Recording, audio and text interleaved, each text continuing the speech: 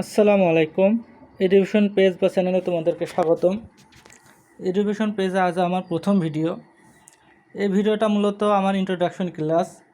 এখানে আমার পরিচয়, আমি কি বিষয়ে ক্লাস নিব এবং সিলেবাস অনুযায়ী তোমাদের বিষয়টি কিভাবে শেষ করব তার উপর ধারণা পাবে এই ভিডিও থেকে। প্রথমে আমি আমার পরিচয় দিয়ে নিই।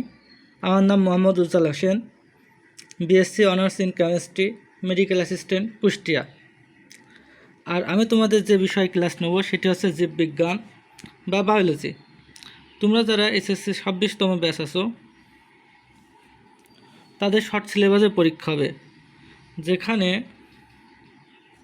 25 মার্কের থাকবে ব্যবহারিক এবং তত্ত্বীয় নম্বর থাকবে 75।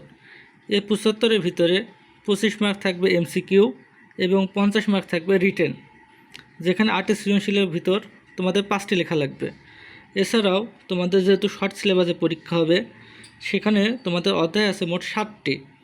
প্রথম অধ্যায় জীবন পাঠ, দ্বিতীয় অধ্যায় জীবকোষ ও টিস্যু, তৃতীয় অধ্যায় সেল ডিভিশন বা কোষ বিভাজন, চতুর্থ অধ্যায় হলো জীবনী শক্তি।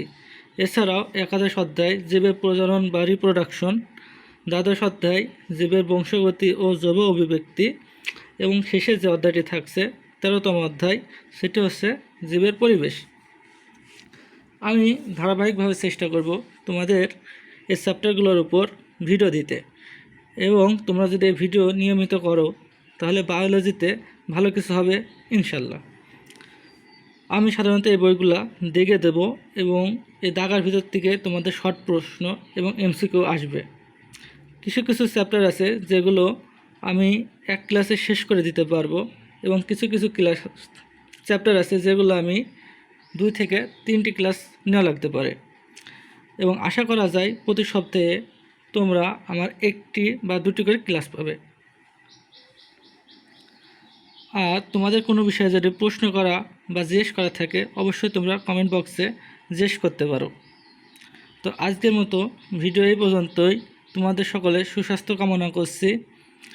এডুকেশন পেজের সাথে থাকো, ইনশাল্লাহ ভালো কিছু হবে। আজকের মতো বিদায়।